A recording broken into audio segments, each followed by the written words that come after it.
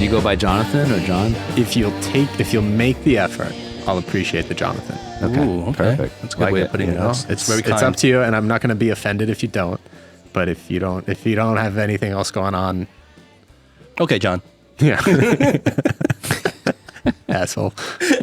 Okay, ass. We'll just use ass. Yeah, just ass. I'm not even going to bother. I love it. I love the start. You play by the same rules that we do. Should we raise this glass? Let's go, Jonathan. Guys, thank you so much for having me on. This is Thank you for being here, man. Welcome. Love it. I've been looking forward to you coming here very much, and super excited to have you. Shout out to Zach Dykewald, who introduced us. The man. The man. The man. And when he told me about you, immediately I was blown away, and I was like, all right, we got to get this guy on the show. So I don't even know where to start with you. There's so much to talk about. The first thing that stood out to me was you're an interpreter, simultaneous interpreter, English, Chinese, English, right? So can you first just describe that time for you and what you did as kind of like a background for what you do now as well? So one of the difference between simultaneous interpreting, which is kind of like if you see the United Nations and, all the world leaders have the headsets in, and then there's the interpreters in the back with the booth, and they're simultaneously interpreting.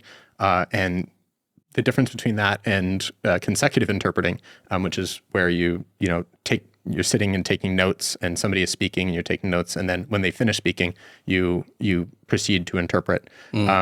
It inserts the pause in between,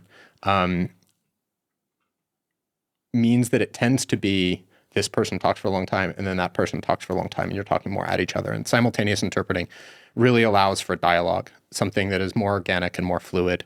So that's kind of what simultaneous interpreting is. My kind of practice of it, I was recruited in 2008 by the European Union to train as a simultaneous interpreter in a training program organized in conjunction with the Chinese Ministry of Commerce. And this is actually, there's a history to that program. It was the first China-EU joint cooperation program in the history of China-EU relations. When they first established a diplomatic relationship, their first order of business, first collaboration was to train interpreters. For most of the history of that program, they trained primarily Chinese nationals, exclusively Chinese nationals, because really the Chinese were far more bilingual than there weren't that many Europeans that spoke Chinese. By 2008, when I was recruited, the Europeans, for diplomatic security reasons, wanted more European citizens to serve as interpreters. They wanted to be able to rely on their own people, so to speak. And long story, I'm born and raised in New York, but I have an Irish passport. We can get into that. So I was recruited in 2008 to train as part of this program. There were 10 European scholars that were given a scholarship to study in Beijing at Beijing Beijing Daoxue and here in Shanghai at Shanghai. And we went through a very rigorous, extremely rigorous 2-year training program to learn simultaneous and consecutive interpreting to serve as diplomatic interpreters. At the end of the first and the second year, there were qualification tests, and ultimately I wound up being the only European to pass both the tests and become certified in this program. So everyone else failed? Everybody else did not pass the test. Wow, it was that hard. Yeah. So I turned out to be the first and the last non-native Chinese speaker to graduate from this program and be certified as an interpreter through this channel. And that kind of led me to the first part of my career, which was 10 years practicing primarily as a freelance kind of a private practice interpreter, serving first governments, doing diplomatic work, working obviously with the Europeans, the EU, most of the European national governments, the US and Australia, Canada, basically all of the English-speaking diplomatic delegations were clients, and then increasingly for the business community for commercial delegations, also large, conferences, World Economic Forum, UN, United Nations, APEC. Were these all forums.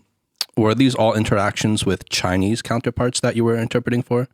All the countries that you just named, it was them interacting with China? Correct. So I was based in Beijing and would be hired both for kind of routine diplomatic meetings between embassy staff and Chinese government counterparts, as well as for kind of high-level delegations. So, visiting presidents and prime ministers, and then on the business side, CEOs that were either doing large public events or having kind of private negotiations with Chinese partners.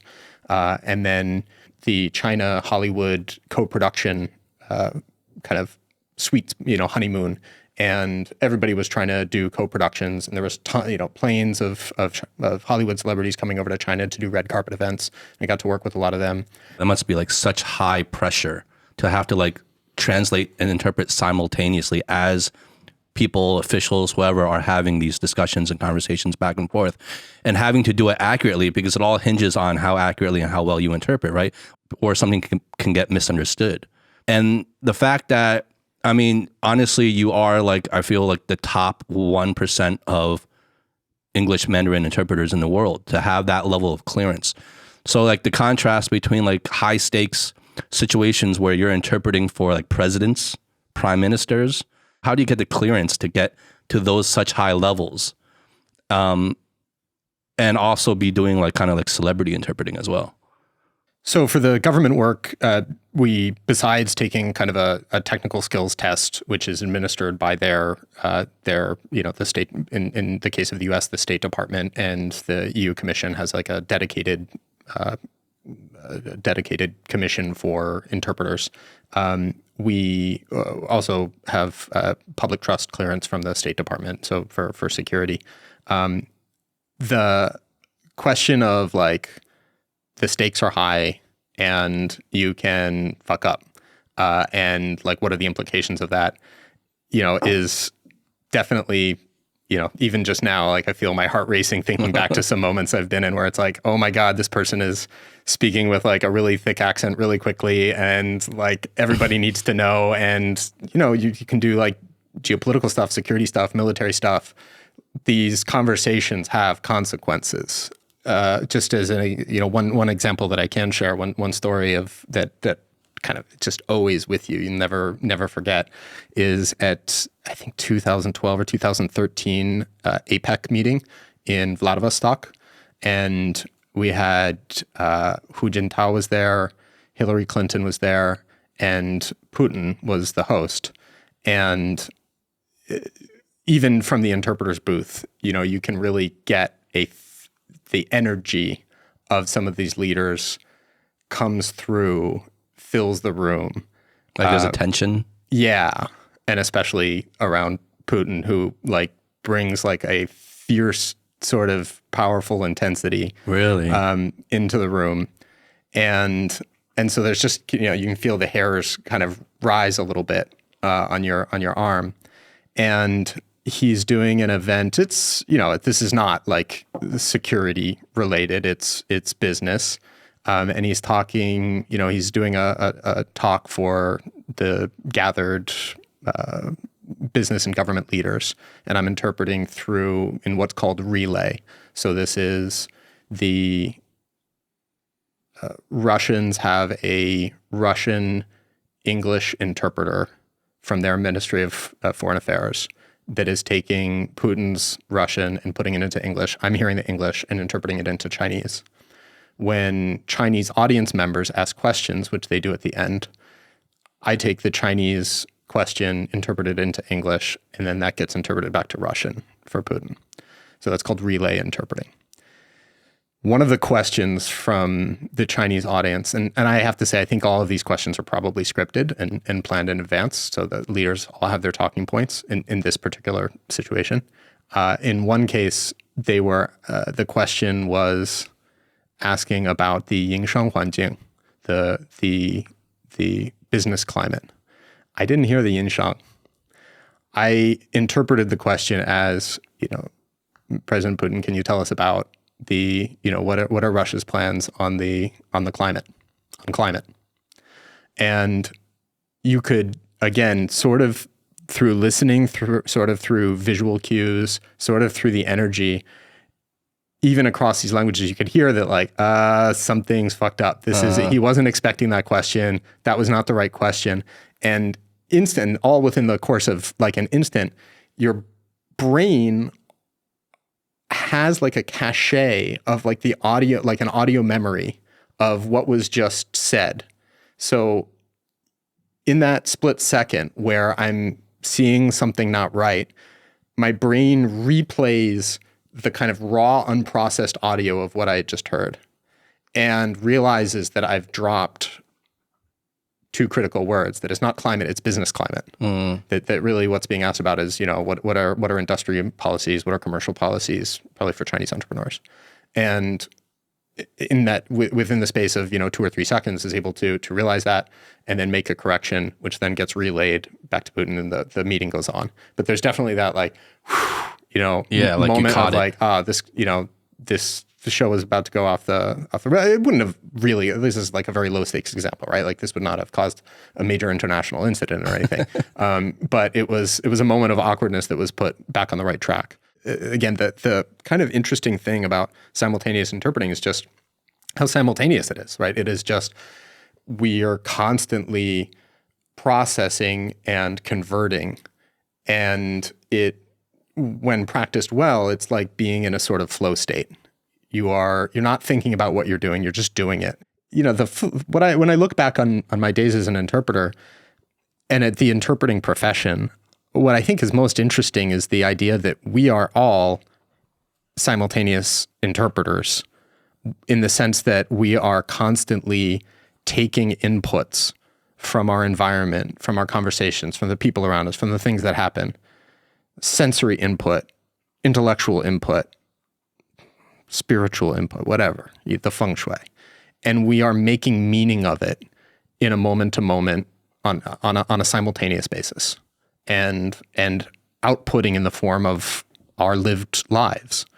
And I think that's, I don't mean for it to be like cute or contrived, but I think there is a real kind of poetry to the idea that we are all simultaneously interpreting everything around us. And some of us are doing it more intentionally than others. In interpreting, there's inevitably going to be some semantic erosion, right? Some kind of, there's like a transmission loss, right, from the original.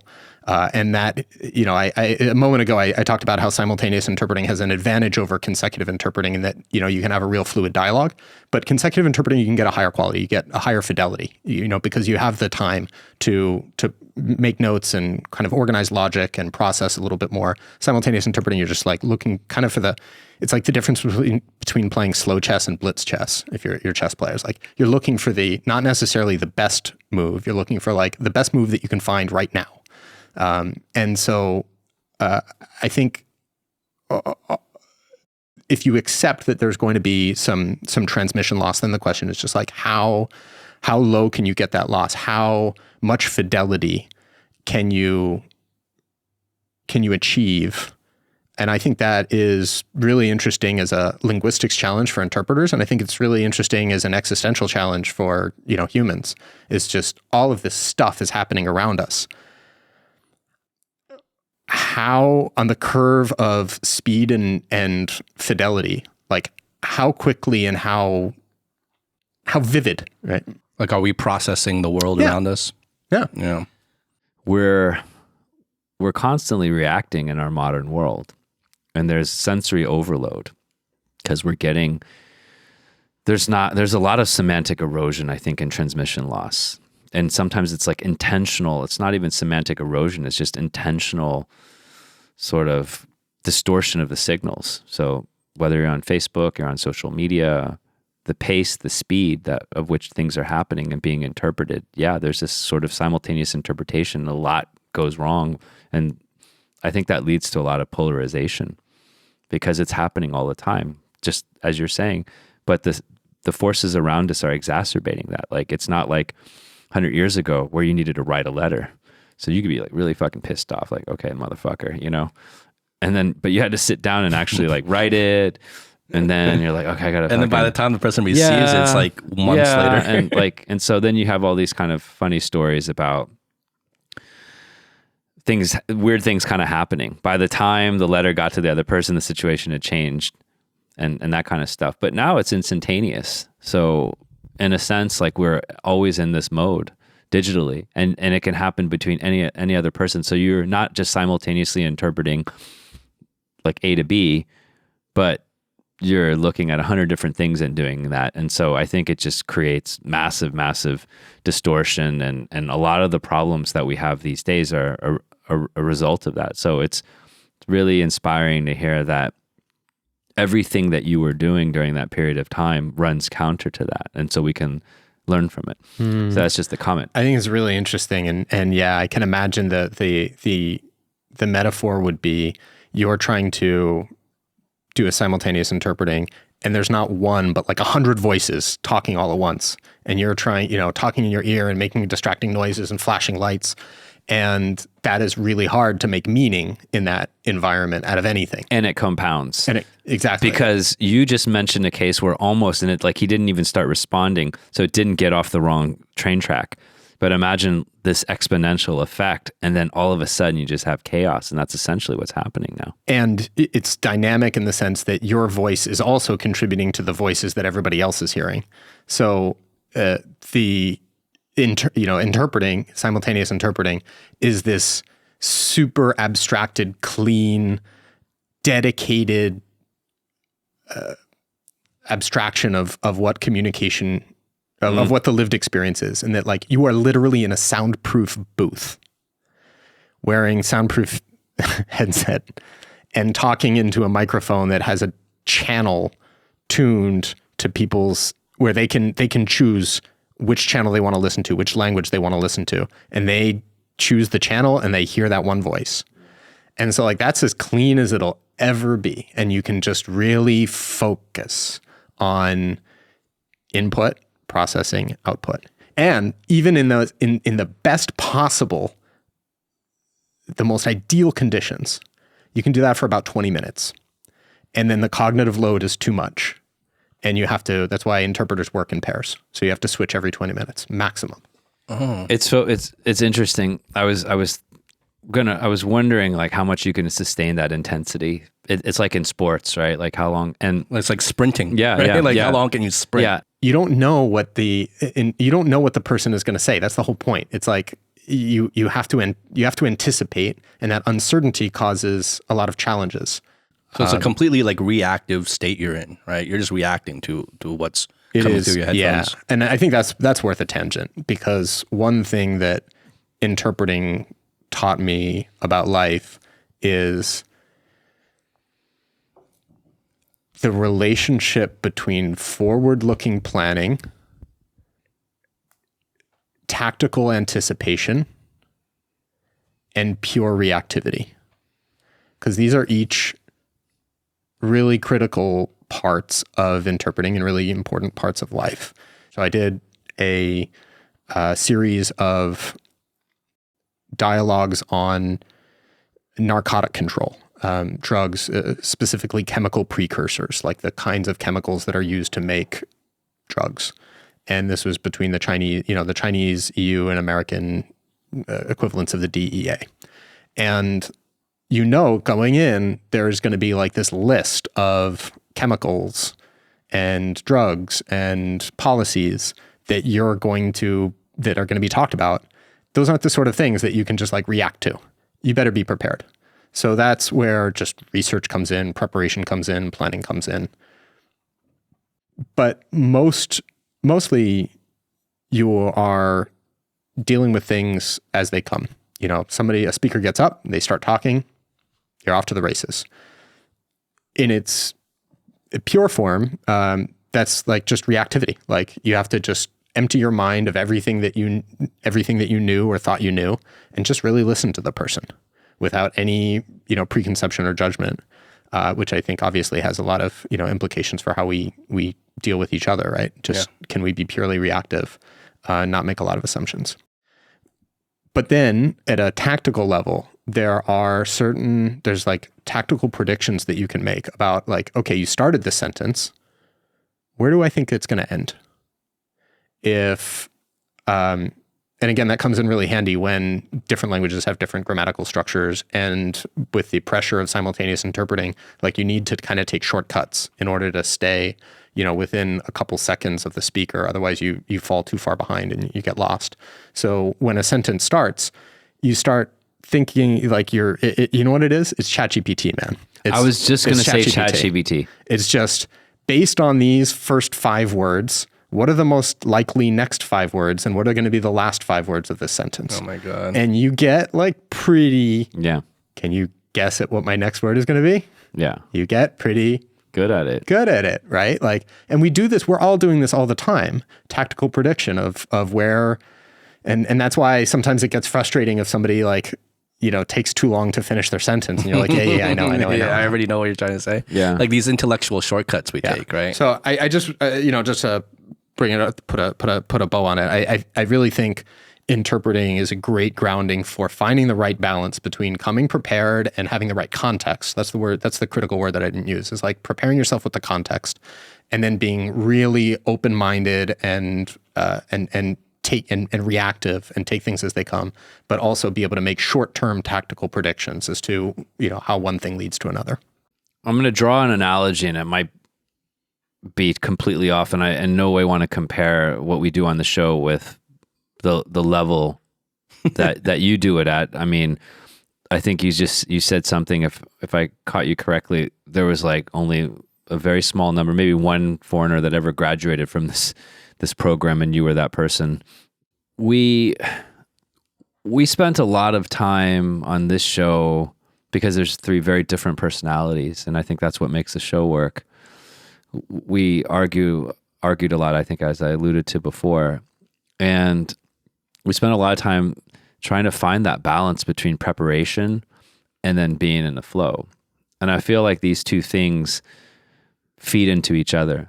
Recently, I've been watching do you follow basketball at all, or do you? Not too much. You see after the result, like one team won, one team lost. Some of them were like, okay, they didn't get the preparation piece right. They're like, we didn't have the right mindset. So when we went in there and tried to execute, just all fell apart. Like we just didn't have our head in the game.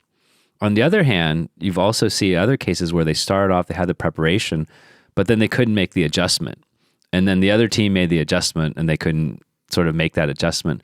And so it is this very intricate sort of virtuous cycle if you get it right. And I think it's an incredible metaphor of all the different things that have to come together in terms of your focus, preparation for you to get to that level. And I imagine that's why I don't think you're like just in the 1%, you're probably in the point, 0.00001, because you might have one skill, but then to put everything together. I don't know. What do you think of that? I think the metaphor to podcasting is entirely apt. I think the analogy with sports is entirely apt.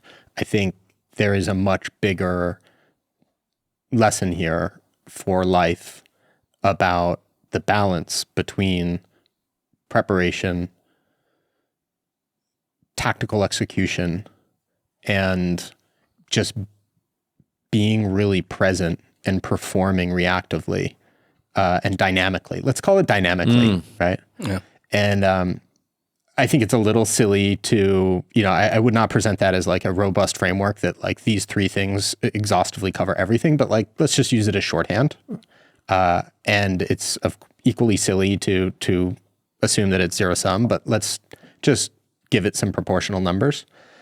I think that preparations like 10, 15%. Yeah. The tactical, anticipation or, the little tactics that you employ might be like 5 or 10%, but I think 75% is going to come down to the vast majority of performance comes down to, are you there? Are you in the moment? Are you being really aware and intentional and adaptive to dynamic situations? And I think if we looked at like, business or life, especially like, and I think it's getting more and more like that, right? Like the pandemic, if nothing else, hopefully taught us that super forward-looking planning is not necessarily like the greatest skill to have in a world where just things are changing so unpredictably and so quickly. And now AI is making that even more, it's very hard. You listen to All In and stuff, and like the smart, the smart money is like, we don't really know what's going on or what's coming around the corner or what to do right now. So like, let's just forget all the plans. Let's just be here and be aware and be thoughtful and talk to each other and then find the best next step forward. It reminds me of something I read recently. There's a guy named Alan Fine, and he's a pretty well-known leadership coach and built some different models, and a lot of it's the mindset. And one of the things he highlights, one of the themes is it's not a knowledge or even a skill issue, it's a focus issue. You pretty much know what you need to know to get in the door. It's really a focus issue and being present and just using what you have in the moment. And I think we're always sort of thinking about, I don't have all the information, I didn't make a good enough plan. But really, even some of the numbers you put out, and I would imagine they differ by the situation, but those numbers were not meant to be scientific. Yeah, for sure. But I love how you put some general figures of what that pie chart would look like. Relative and I would almost imagine in most disciplines that execution piece, that being in the moment, being present, is the determining factor, because just to get to that point, you probably have done a lot of that groundwork. Jack Welch said, the team that sees reality clearest wins. And I think the modern adage should be whoever's most present wins. I love it. And I think that is very soothing to me and challenging to me, because it's something that empowers us to be a winner at any moment. Right? At any single moment in time, whatever we're doing, even like if in the macro we're like, I'm not crazy about my job right now, or like, I don't want to be here, or I don't know, I'm lost, I'm direction. Forget that. Are you present right now? If you are, you're winning. If you're not, you're losing life. Because if you pay attention to like in an hour, how much of that hour are you really present and paying attention to what's going on around you? How aware and intentional are you? I would like to make that a metric, right, for myself, of just like in an hour or in a day or in a month or in a year or in a lifetime, like what proportion of the time am I really paying attention to what's going on? I think most of us would be shocked about how little we're in the moment most of the time. If because like what they have those like trackers like on your maybe like your watch or something, you can track how much you're sleeping or how much like you're actually in REM sleep, right? If there was something like that could track like how much, like how aware are you or present are you from a minute to minute perspective, and you can at the end of the day you can watch a whole graph of that, I think we'd be shocked. Killer app. But because I think most of us were living either in the future or living in the past, because we're either anxious about something that's about to come that like is in the future, near future, far future, whatever it is, or we're like anxious about something we did before, or something someone said, or some fight we had, or something we regret, or some embarrassment or humiliation we had, right, in the past. So we're constantly kind of fluctuating between future and past without like rarely kind of staying and spending much time in the present. You miss it, and you miss it all, and you're so focused that you achieve all your goals and you die rich and you missed it all. And the classic example, I don't know if it's a classic example, but at least for me, like, and I know for many people, is like the wedding example. Like most people don't really remember their own weddings because they're so like caught up in like all the guests and the planning and making sure the band is playing right, making sure they're serving the food on time, make sure everyone's seated in the right place. Like you're running around frantic because you're organizing this whole event for all these people you're inviting. And then at the end of it, I didn't even get to enjoy my own damn wedding.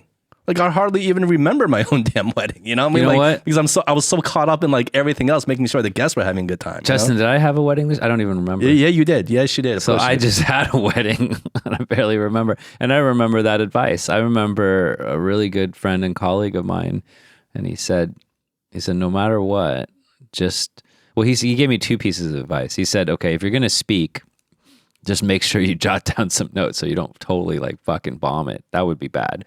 But more importantly, make sure that throughout the night at different moments, you actually go up to your wife and you soak in the moment a little bit. And it helped a little bit. I did have a really good time, but I also felt a lot of anxiety through the evening as well.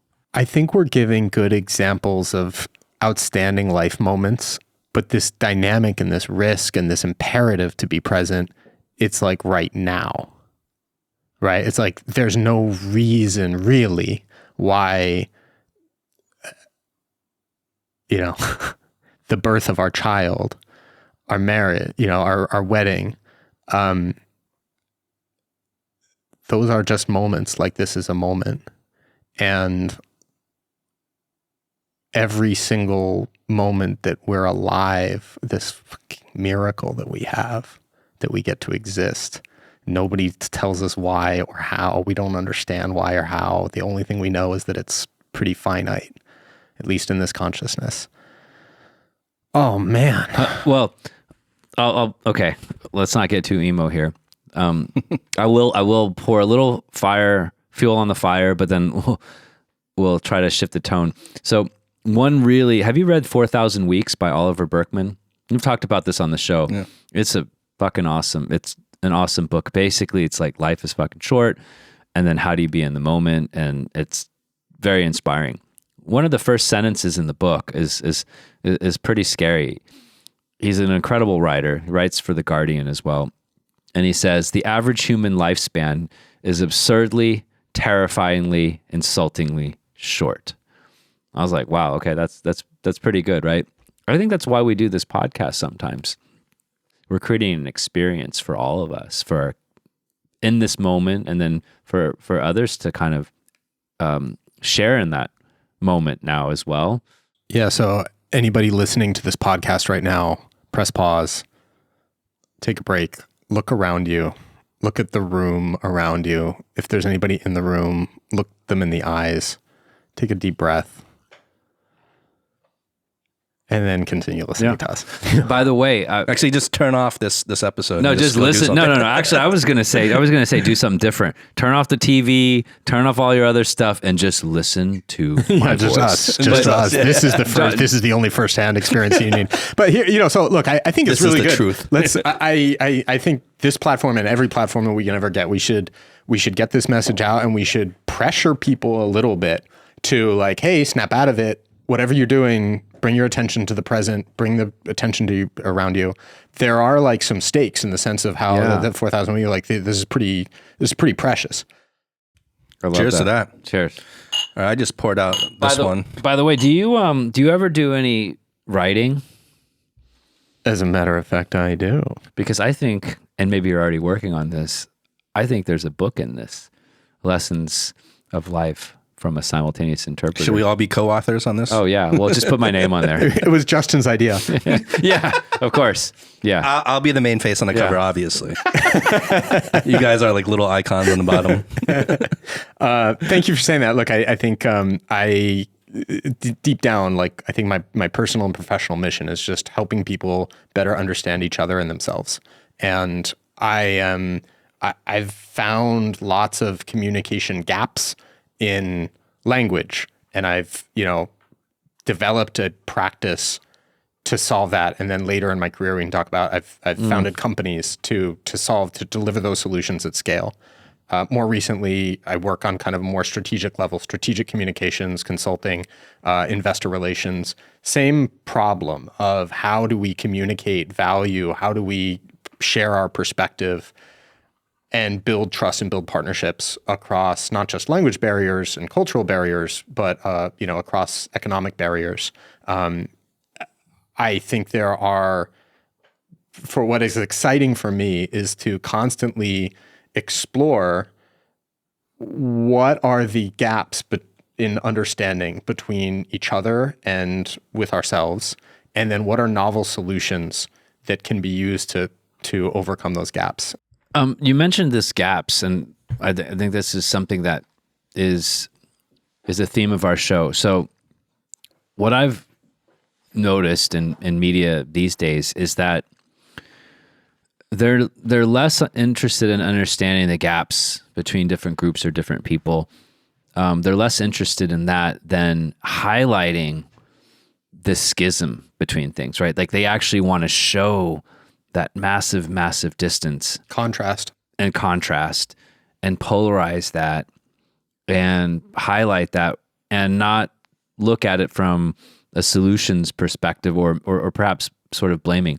When you look at whether it's governments these days or high-level leaders, what are some of the elements of strategic communication? Where are the gaps in their actual strategic communication skills? What do you see in those types of patterns? And what do you wish they would do more of? I think the biggest gaps that we see are gaps in awareness and gaps in intentionality. So you have a lot of people that are not reflecting on who they are and where they're from, their past, their present, and their future. And a lot of people who are not really interested in who the other is, and are not being very intentional about how they communicate. And the result is just a kind of a slugfest, right? And so we've made straw men of each other at definitely a geopolitical level. You see in America at a societal level, even at, sometimes an organizational and interpersonal level, people treat each other as these ridiculous cartoons, these caricatures that are erected sometimes intentionally, sometimes quite strategically, and other times just through ignorance. Reactively. Yeah. So sometimes just because it's easy, right? And I mean, the U.S.-China relationship is so bad right now and getting worse. And both sides are treating each other as cartoons, as straw men, taking the very worst side of one another and, putting a spotlight on it and just shouting kind of incoherently about how ugly the other is. Yeah, like you said, it's almost cartoonish. It's cartoonish. Yeah, it's I think worse on the American side. It's a joke, except it's the least funny joke in the world. Where do you think this is coming from? Do you think this is like a collective distortion that we were talking about earlier, where these individual messages just get muddled and like you got this very complex chaos going on, and then the whole system becomes emotional?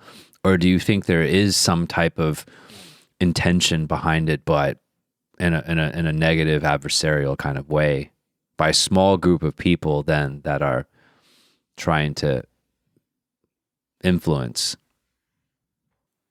I've spent my whole career trying to help China and the West better understand one another. And so it's quite personal. Like for me, it's heartbreaking to see where we are right now. And I think it is that a lack of awareness of who we are and what we've been doing, and on the U.S. side, like we've,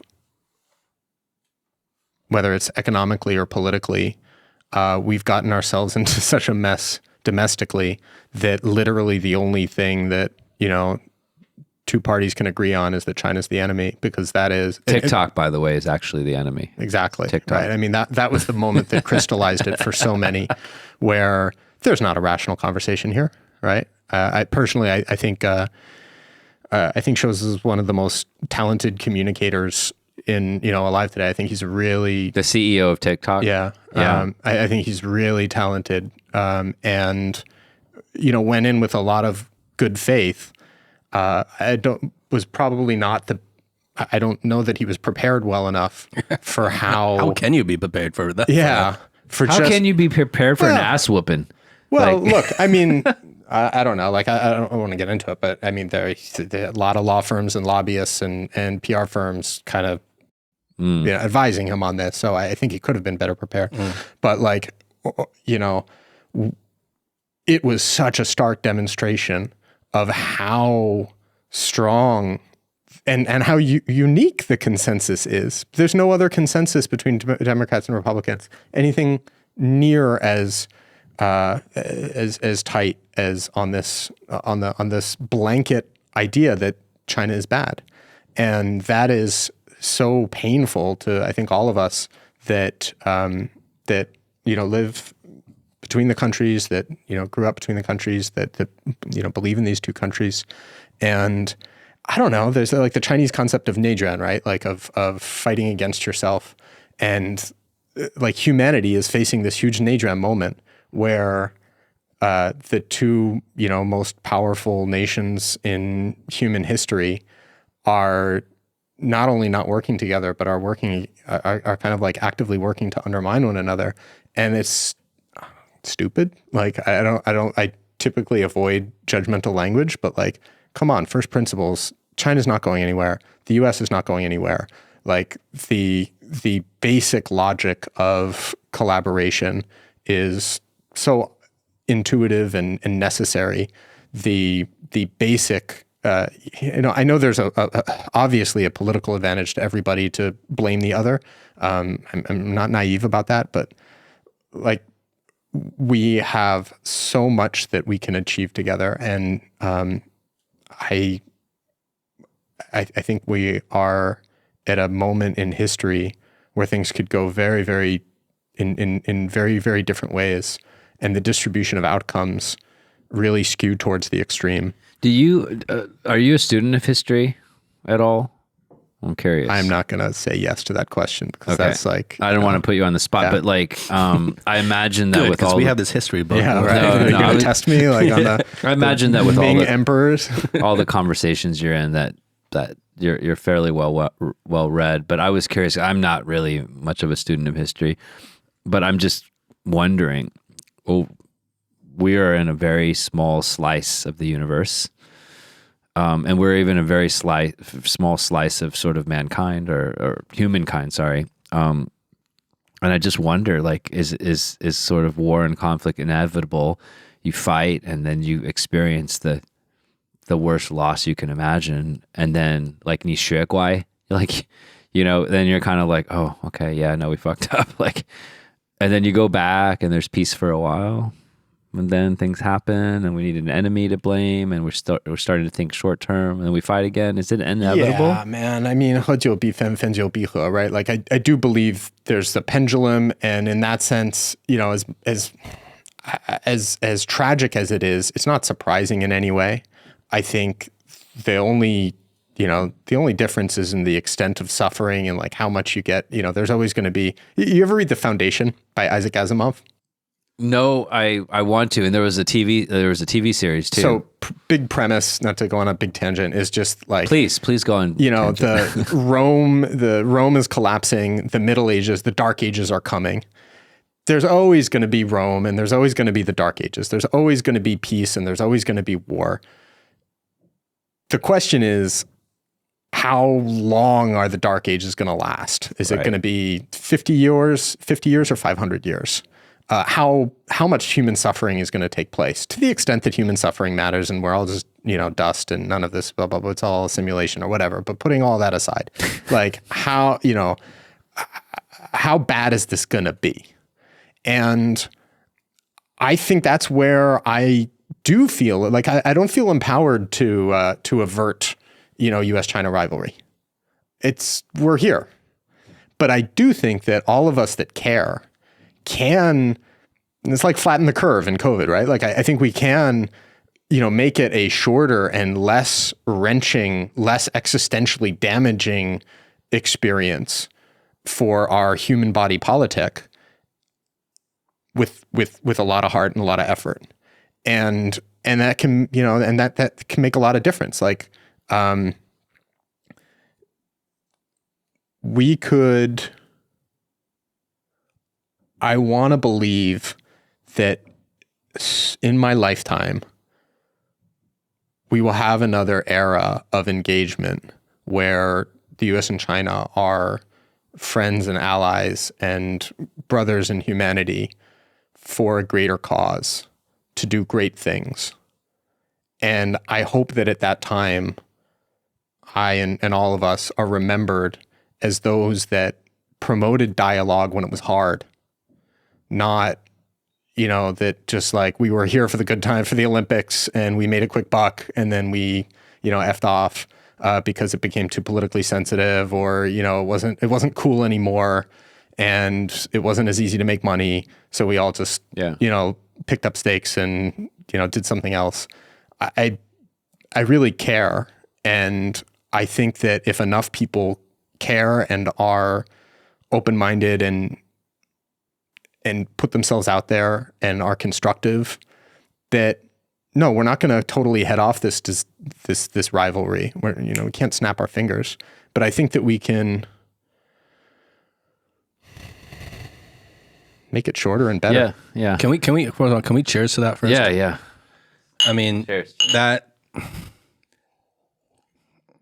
I think this also ties into, Jonathan, what you do in terms of like, because I know you've said before something to the effect that like knowing more than one language is like having like more than one like personality. You're taking on like a different persona in a way. And you're thinking through a different lens, through a different culture and through a different context, different references. So, I mean, there has to be a big element of empathy. Interpreting definitely trains your empathy in the sense that if you don't understand where somebody's coming from, you can't understand what they're saying. And I think today I'm very interested in how we apply that empathy to not only getting a message across, but to building and executing partnerships across language barriers, cultural barriers, business barriers, economic barriers, all these different, boundaries between us. So in the business that we have now, it's called Next Level Communication, and it's a consultancy that helps multinational executives and investors to build stronger stakeholder relationships overseas. And so before we get to how do I craft my message? How do I deliver my message? What's the right format? What's the right content? What's the right channel? We'll get all to that, but starting from an understanding, that empathy of what's this person's context? What language do they speak? Not in a linguistic language, but like what does the voice in their head sound like? What does the voice with their friends and their colleagues internally sound like?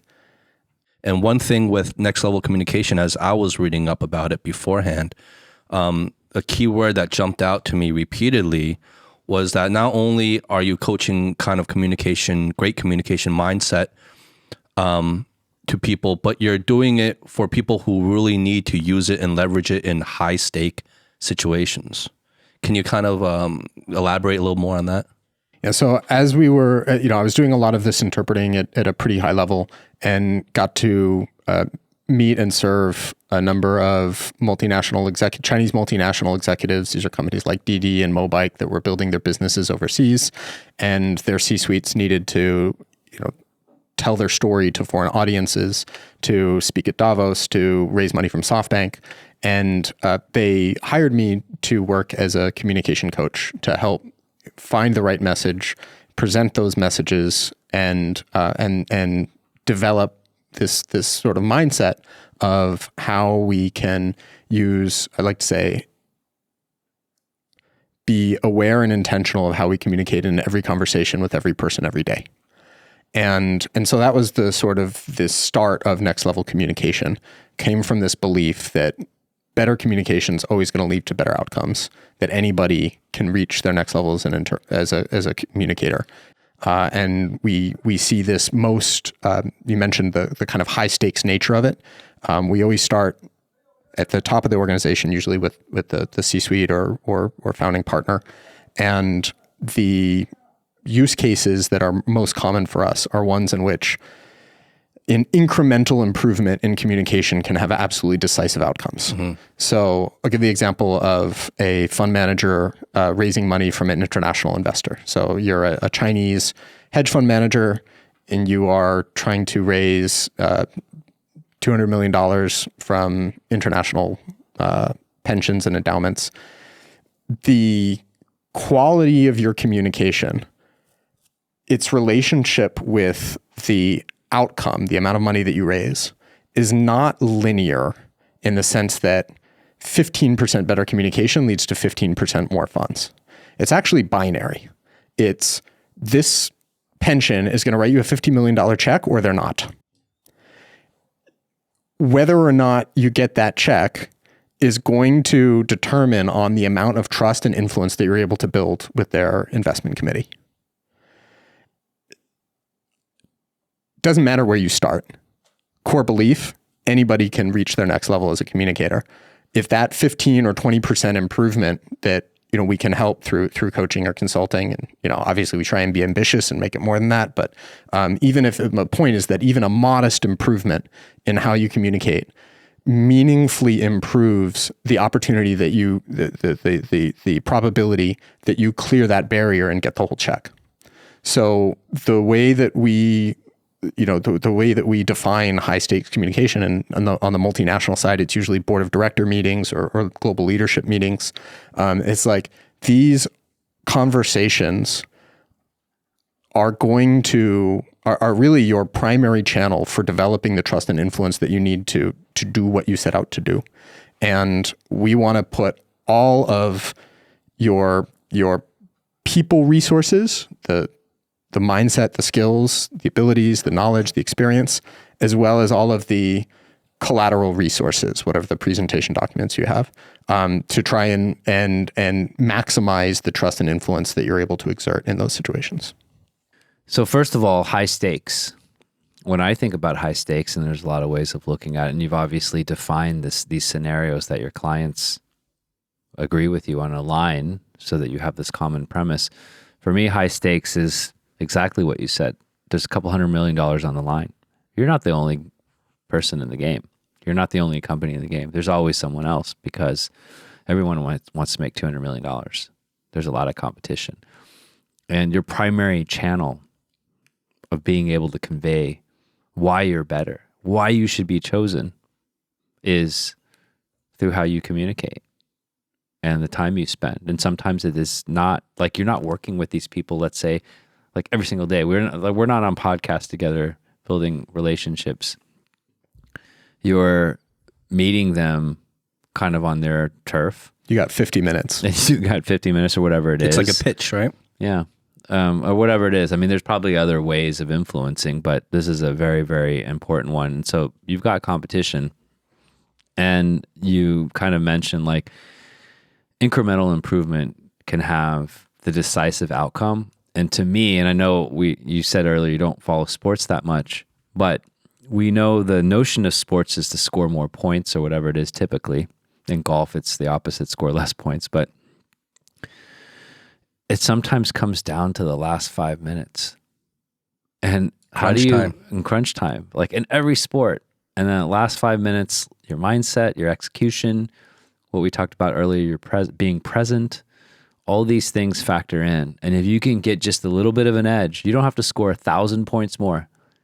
You just need to score one more point.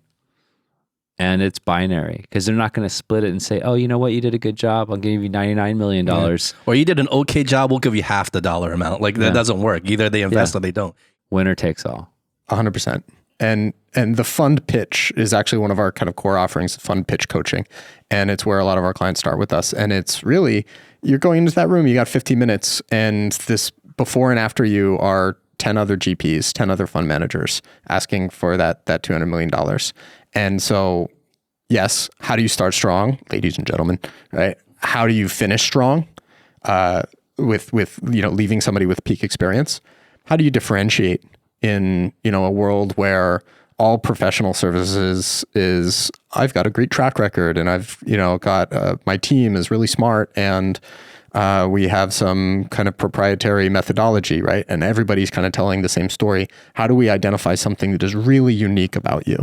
And we spend a lot of time with our clients. That's the self-awareness part of an EQ quadrant is kind of like in the communication space, that self-awareness is your narrative. Where do you come from? What makes you special? Where are you going? What's the vision? And to be able to articulate that in a way that is clear and compelling and confident and really leaves somebody with an impression. Now, what I think about more and more these days is even beyond all of beyond the pitch and beyond the brand and the marketing, how do you leverage experience to communicate across these perception gaps that we're talking about? And so I'll give you an example, like a story that I saw several years ago that really left an impact on me. I was in a meeting with the CFO of Haiti, Shicha. And this is year pre-pandemic. They were still pre-IPO's private company. And they were meeting with a bunch of fund managers from the US. And the fund managers had been in meetings all day. They're kind of in this stuffy hotel room in Shenzhen. They'd done like 8 or 9 management meetings and they were just like exhausted. They were zoned out. They were tired. It was like the worst time to it's like really tough to talk to them. And the CFO of Haiti comes in and first he shows them the little WeChat mini app and is like, look, I'm going to order you guys some teas and you can try it out. And then they, sit down and start the meeting. And it's kind of a disaster from the very beginning. Like he's trying to explain to them why Haiti is interesting. And he's like, there's cheese foam on top of grape pulp. And then we put Corona beer in it. And the Westerners are like, this sounds terrible. Like, sounds are like disgusting. literally laughing. Like, this sounds awful. And then, they're telling the kind of the founder story of like, he sat alone in a kitchen for, 3 years trying to make this homebrew and it sounds like moonshine. And because it's not public yet, he's being a little cagey with the numbers. So the Westerners just aren't getting what they want. And they're totally writing off this meeting. And then the tea shows up and they stick the straw in, right? It's that nice tactile feeling of sticking a straw in a bubble tea. And they take the first cool sip of like a nice cheese foam, grape pulp, Corona laced Haiti. And they're like, oh my God, this is so refreshing and so good. This company's incredible. How did you do this? Have you ever tasted anything like that? Right. And it's like such a simple reminder that, yeah, a picture's worth 1,000 words, but like an experience is worth a gazillion of them. And I'm talking and you're talking to a guy that has like spent my whole life and career deeply believing in the power of language and the power of words and the impact of stories. And I do believe in all of these things, but I'm also thinking a lot these days about in a world where, for example, the US and China are talking less and less. How do you communicate through new and novel ways to sort of jolt people out of the conclusions that they'd drawn, right? Just like these investors had written off Haiti. Like, if so many people have written off the possibility of collaboration between the US and China or between different stakeholders. I don't want to make it all about US and China. This is not all about that, right? But how do we jolt people out of what they know, what they think they know, and enlighten them to some new perspective, possibility of something new that is also really great. And I think about that a lot. And I think that's kind of like $1 trillion frontier for, communication advisory is how do we really break people out of their mental models? So how do we do that? Because like, I want to make this relatable, right? Because like, talking about high stakes, and I think if we look at that term through the lens of relativity, I think it doesn't have to be the scenarios that you're describing in terms of high stakes investor meetings, millions of dollars on the line. Obviously, those are high stakes. But most people aren't in that situation. And most people are just living their day-to-day lives. But in relativity perspective, they are also confronting what is high stakes in the context of their own lives, right? And I think anything that can be defined as high stakes can be defined as any decisive moment. Whatever that decision is, it doesn't have to be for $1 million. It can be any kind of decision. That's high stakes for you.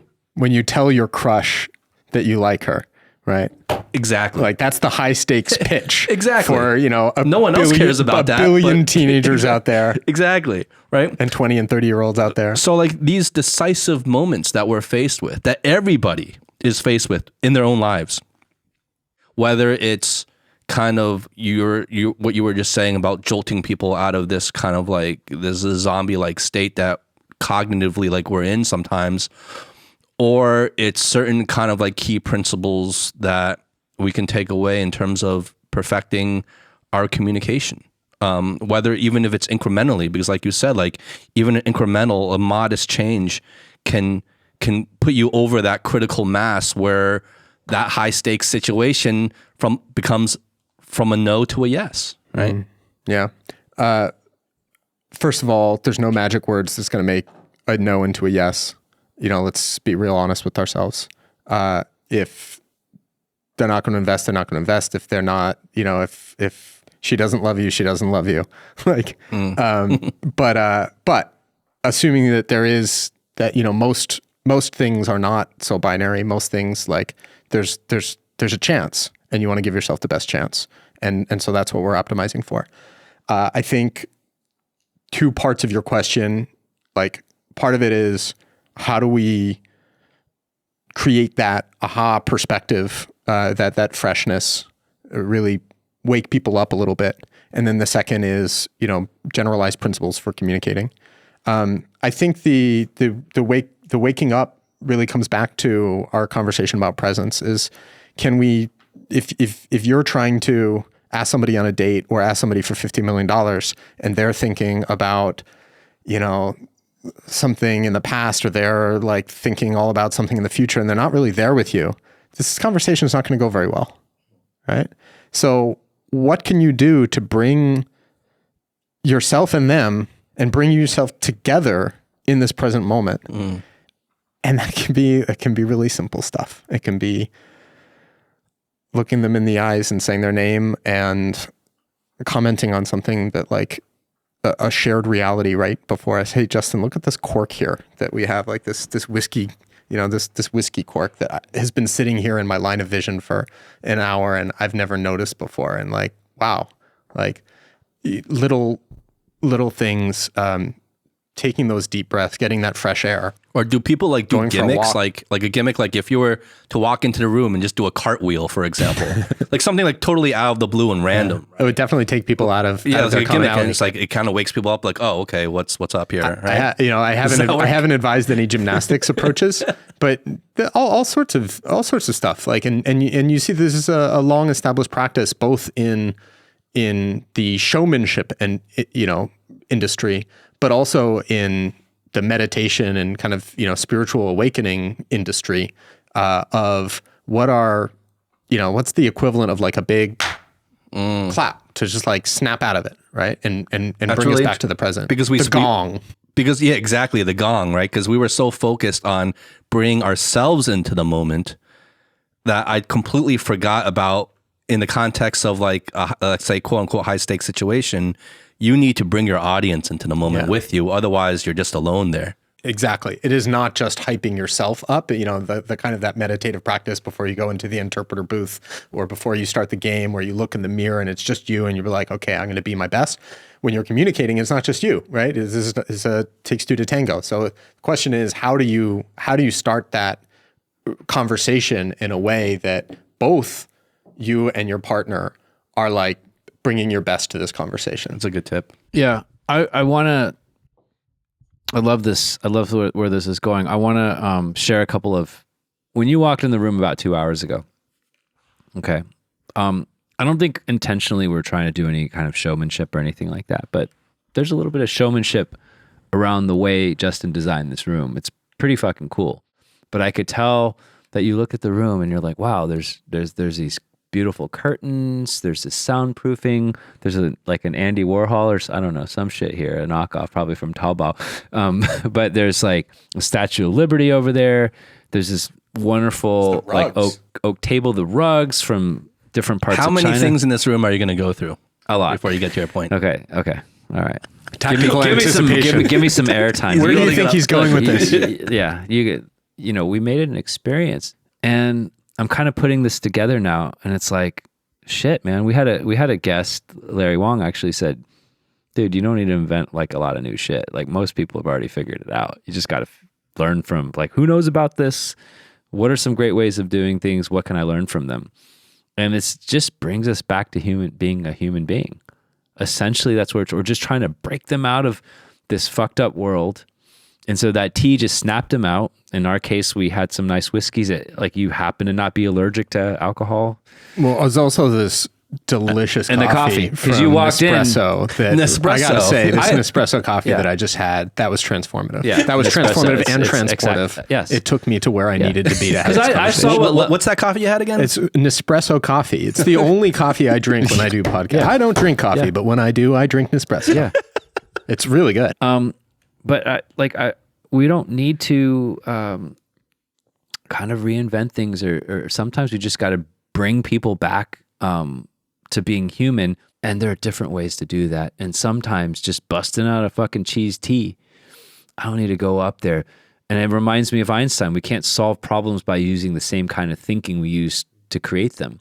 Eric, honestly, it is this idea of remembering, like waking people up to being human again. We operate in life, in our day-to-day life, almost in this zombie-like state of routine and rigmarole, where we're locked into this routine. We're robots in a system. We all know humans are very pattern-oriented. As individual and as creative and as special as we think we are, we're actually very pattern-oriented, like in behavior. Like we have like very simple operating systems. And from a macro level, if you look at like human behavior, it's like pretty much all the same across the board.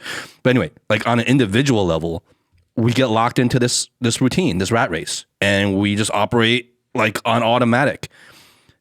And until you really stop to think about it, to like honestly think about it intentionally, you don't realize how much of the time you're not like really awake, you're not really being human.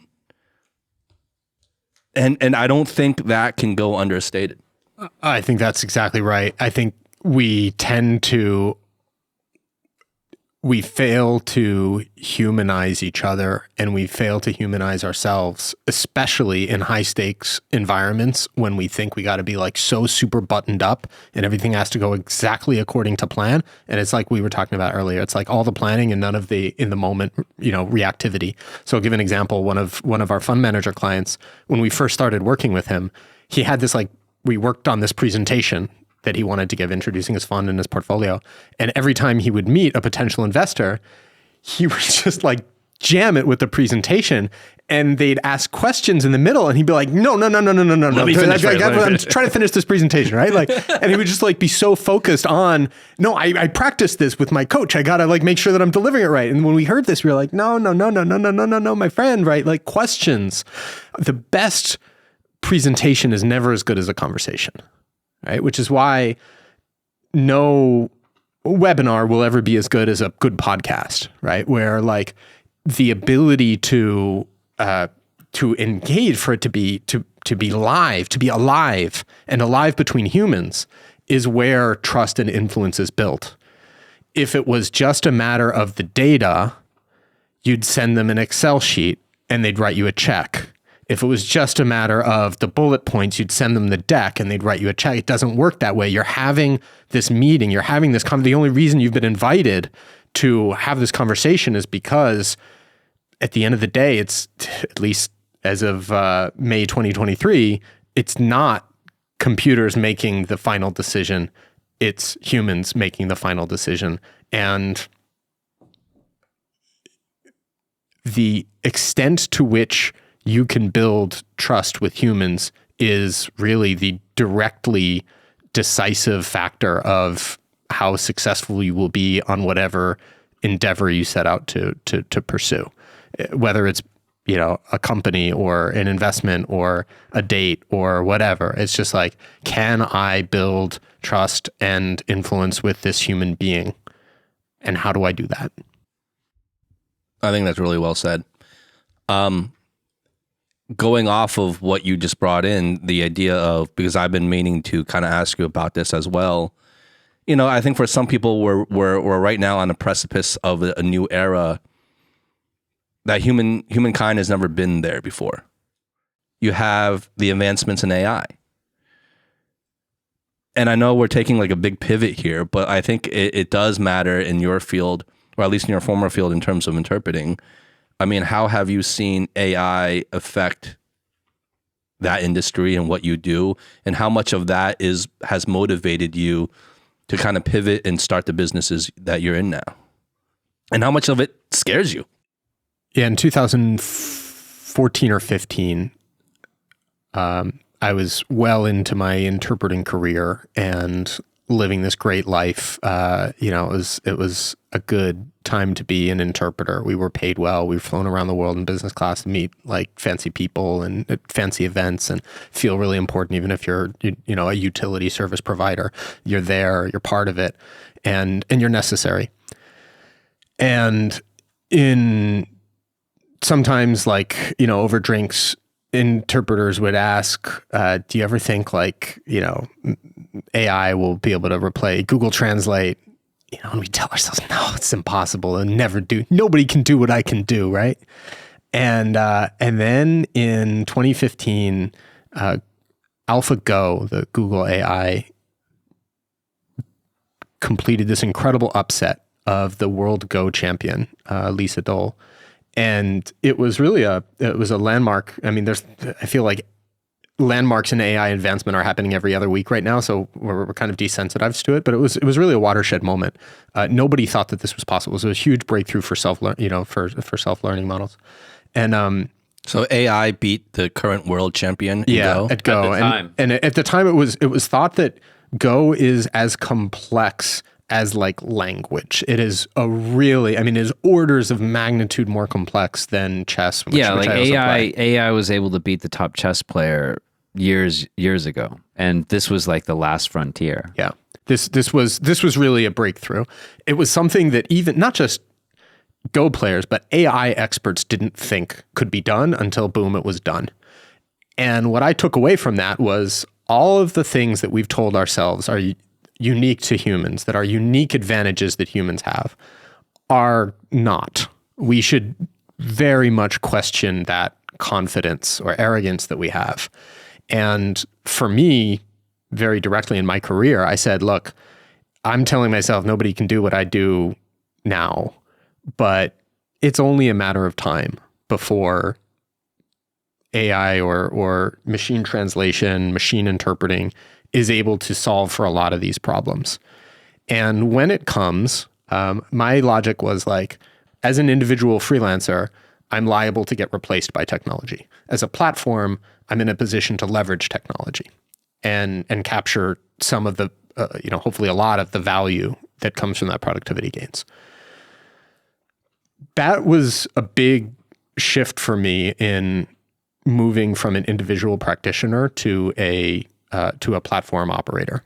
And I think about the same, when it comes to the business that we do now of advising clients on message strategy and collateral, creation and working on their decks.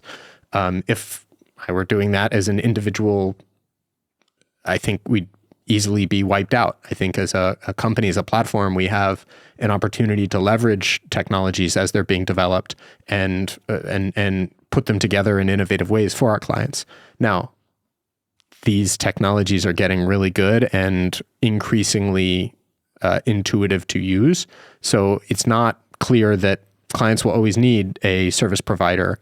The end users might not always need a service provider to bundle them in clever ways. They might just be able to use natural language and be like, hey, hey, ChatGPT, grant every wish that I ever had, and ChatGPT, Or it'd be like an app on their phone. Right? yeah, and so not just us, but the entire knowledge economy is the middleman that gets cut out between human desire and fulfillment. Like that is the maximalist vision of what this becomes, and that's the maximalist abundant vision. That's the utopian vision, is that labor and productivity gets abstracted, and there is zero friction between human desire and fulfillment. That anything we want, we can just communicate in natural language, or maybe we just think it and the Neuralink kind of gives it to the AI agent, which goes and makes it happen. And it's just genies in bottles, or genies out of bottles. And we live in this world where all of our wishes are fulfilled. And then the biggest challenge for us is, man is condemned to be free, and we have incredible wealth and we don't know what to do with ourselves. The other possibility that, a lot of AI experts are warning about is that this all goes terribly wrong and we die. To me, I don't hear a lot of experts saying that things are going to stay the same. Yeah. It seems like we are headed towards mostly pessimism that I hear. I hear a lot of pessimism. I hear cautious optimism. It sure seems like an extreme range of outcomes where things could get really awesome or really terrible. To me, it brings back, either way, the positive expected value bet here is really appreciate what we have in the present and be really critical about what we're doing with our lives. Because the last thing that I want, the only really negative outcome for me is, what if this was the last years in which human labor was the driver of human meaning? Marx told us that so much of our identity, so much of our existential significance comes from our work. Yeah. And I think we all feel that in different ways. Well, just like the example of, like, if you ask someone typically, like, who are you? They'll probably describe, like, their job title to you. Yeah, right. Because we spend so much of our waking time, and it's a whole other question of should we not do that, but we do, and for some good reasons. But what if that's about to no longer be true? What scares me is, like, what if we're the last generation, or these are the last years in which that is true, and we spend our time worrying about, the margins on this PowerPoint and, like, the getting the deck right, and all of this stuff is about to not matter at all, and we miss our daughter's first years, or we miss the most important parts of our lives, or we just miss being with each other, or we start dehumanizing each other because we're too busy with our stuff and with our work to care, and we just throw away these last precious moments. It's like watching. It's like the sun is setting, and we're looking at our phones. It's not bad. It's just sad. I think an interesting question is about purpose and significance. I think this is a question that was the purview of philosophers and idle wanderers. It was a very first world question for most of human history, and it's about to maybe become a very mainstream question of what is the point of being human. I think is about to become very relevant to a lot of people, a big portion of the population that felt insulated from it before, and maybe are going to be asking that question and be asked that question in society for the first time, really seriously, and not have anywhere to run from that question. I think for a long time we've been able to kind of like squirm out of it, and we're gonna have to face it in a really stark way in coming years. And I like my favorite, one of my favorite pieces of art is this Calvin and Hobbes cartoon, where Calvin is out looking at the night sky. First panel, just him looking at the stars. Second panel, just him looking at the stars. third panel, it's him cupping his hands to his mouth and shouting at the stars, "I'm significant." Right? It's this 6-year-old, this childish insistence that we have, this screaming into the night that I have a purpose. I haven't really defined it yet, but I'm going to work on that next week. But I know that I have a purpose, right? We're just telling ourselves more than the universe. And the other story I like is a classic from my uncle. I don't know where it's originally from. He tells the story of a young British man that goes off to college. It has to be British for the accent. He goes off to college and gets his head full of big ideas and grand ideals. And during a holiday break, he comes home and finds his old dad, who's a bit, older and wiser and world weary. And the young man says, "Oh, father, don't you know everything matters?" And his father says, "Yes, son, everything matters, just not terribly." And I think we're, you see it even in our culture, right? Like in the generations where like the millennials and Gen Zs, fuck man, everything matters. Like social issues and just like after the slacker culture of the 90s where nothing matters terribly, right? It was like now like everything matters. This is really pressing. And here we are, we're on the edge, we're on the precipice. This is a historical, like, this is a once in a lifetime opportunity for humanity and it could go real different ways. And so we just have to care more, right? And we should balance that out with, maybe it doesn't matter terribly. Like, and maybe that's a form of courage, a very scary form of courage, to think that, like, maybe it doesn't. Well, it's a great sentiment, and maybe it doesn't have to be that significant to matter. So we build things up and build things up. And at the end of the day, hey, let's just have a drink and have a chat. And that's what matters. And it's maybe not that significant. And this is, I think, where it comes full circle to the interpreting as an act of making meaning of what's around us. Is there some fundamental part of of human beings we have evolved to be interpreters, to create significance, to give things significance, to make meaning where there was none. And maybe that's our jam. And I think to kind of tie this all up in terms of how we interpret all the signals that are coming to us in our daily lives.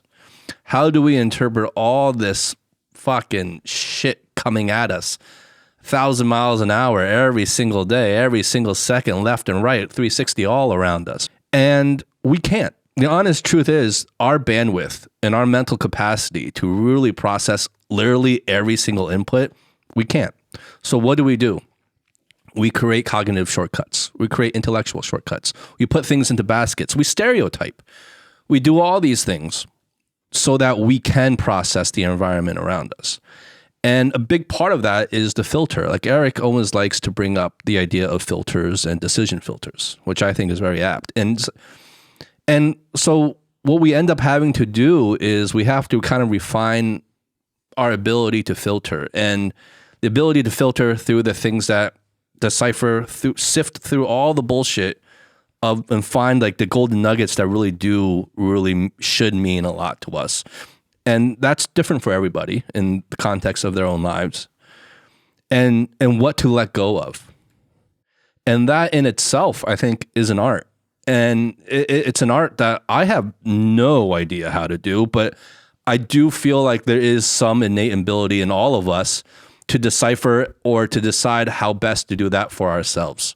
And you do this when you simultaneously interpret, like the speaker is going at 1,000,000 miles per hour and you are falling behind, like you can't keep up with them. You're going to have some transmission loss, but not all loss is equal. You're going to have to take some shortcuts. You're going to have to cut, but do you cut the filler or do you cut the core? And if you drop the core, it's going to mess everybody. It's going to mess up the whole meeting. But you can drop a lot of filler and just get that, capture the essence, and you're fine, right? And so much of our human experience is like, what's the filler and what's the core? And if we're overwhelmed, or if we're being, having parts of what we do replaced, how do we make sure that we're focused on the core and cutting the filler? I think that is probably one of the most important, like that judgment, the ability in real time and simultaneous to make these decisions on the fly of like all the stuff that's happening around me. What matters? What is really moving the conversation forward? What is really building the relationship? What is building the trust and the influence? And what do we just cut because there's too much noise? Look, Jonathan. John, like we're friends now. John.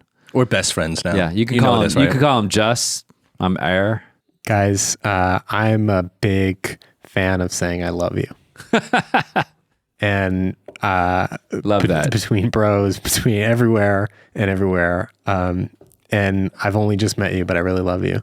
And I'm really glad that we got to spend this time together. This has been a really, and I just want to just call out, like, you've created a really special space. And I admired the physical space that you've created here in the studio, but I think more the intellectual space and the relational space that you've made is something really special. I feel really honored to be in this space. It's like you've created a camp at Burning Man that's really cool. Like this whole wow. This whole world that we live in is a pretty wild. Like we can go out this door and into any other Nongtong and like find something really interesting happening. But what's happening in this little space that you've created, and that happens like every week and gets published on the internet, and you broadcast the space out, it's magical, and that's a real achievement. Thank you. That's beautiful. That means a lot. Thank you. Beautiful. And that's the thing with doing the show. Like we get to have these really cool moments, and this one definitely stands out to me.